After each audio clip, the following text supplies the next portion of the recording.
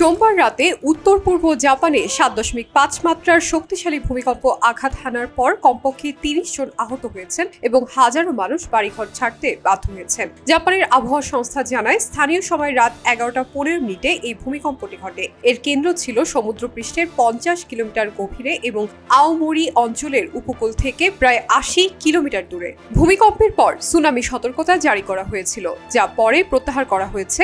এ সময় 27 ইঞ্চি উচ্চতায় ঢেউ দেখা গেছে। ভূমিকম্পের ভয়াবহতা কতটা প্রখর ছিল তা উঠে এসেছে সিসিটিভি ফুটেজের মাধ্যমে। সিসিটিভি ফুটেজে দেখা গেছে প্রচন্ডভাবে কম্পিত হচ্ছে পুরো শহর। এসব ভিডিও বর্তমানে ছড়িয়ে পড়েছে সোশ্যাল হ্যান্ডেলে। ভূমিকম্পের ফলে কিছু ট্রেন সেবা স্থগিত হয়েছে এবং হাজারো মানুষের বাড়িতে বিদ্যুৎ সরবরাহ বন্ধ হয়ে গেছে। স্থানীয় গণমাধ্যমের তথ্য অনুযায়ী কর্তৃপক্ষ আরও সতর্ক করেছে যে আগামী কয়েকদিনে আরও শক্তিশালী কম্পন হতে পারে। এ কারণে অন্তত এক সপ্তাহ সতর্ক থাকার আহ্বান জানানো হয়েছে। ভূমিকম্পে ক্ষতিগ্রস্ত নাগরিকদের উদ্দেশ্যে জাপানের প্রধানমন্ত্রী বলেন, দৈনন্দিন ভূমিকম্প প্রস্তুতি পুনরায় নিশ্চিত করুন, যেমন আসবাবপত্র ঠিকভাবে বেঁধে রাখা এবং কম্পন অনুভব করলে দ্রুত সরে যেতে প্রস্তুত থাকুন। রয়টার্সের বরাতে জানা গেছে, প্রায় 90,000 বাসিন্দাকে সরিয়ে নেওয়ার নির্দেশ দেওয়া হয়েছে। আওমোরি প্রশাসন জানায়, প্রায় 2700 ঘরে বিদ্যুৎ নেই। পূর্ব জাপান রেলওয়ে উত্তর পূর্ব উপকূলের কিছু ট্রেন সেবা বন্ধ করেছে।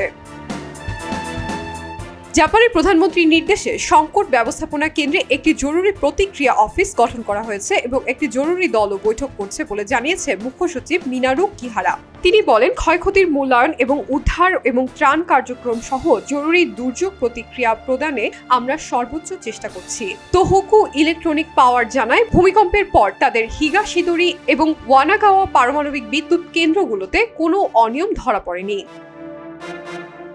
2011 সালের 11 মার্চ দেশের উত্তর পূর্ব উপকূলে 9.0 মাত্রার ভূমিকম্প আঘাত হানলে ফুকুশিমা কেন্দ্র ক্ষতিগ্রস্ত হয়েছিল। ওই ভূমিকম্পটি ছিল জাপানের ইতিহাসের সবচেয়ে শক্তিশালীগুলোর একটি। এটি সুনামি সৃষ্টি করেছিল, যা জাপানের প্রধান দ্বীপ হুনশুতে আঘাত হানে এবং 18,000-এরও বেশি মানুষ মারা যায়। পুরো শহরটি নিশ্চিহ্ন হয়ে গিয়েছিল। জাপান বিশ্বের সবচেয়ে ভূমিকম্প প্রবণ দেশগুলোর মধ্যে একটি।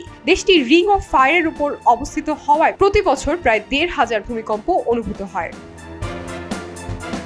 শাইনি আলম চৌধুরী, খবরের কাগজ।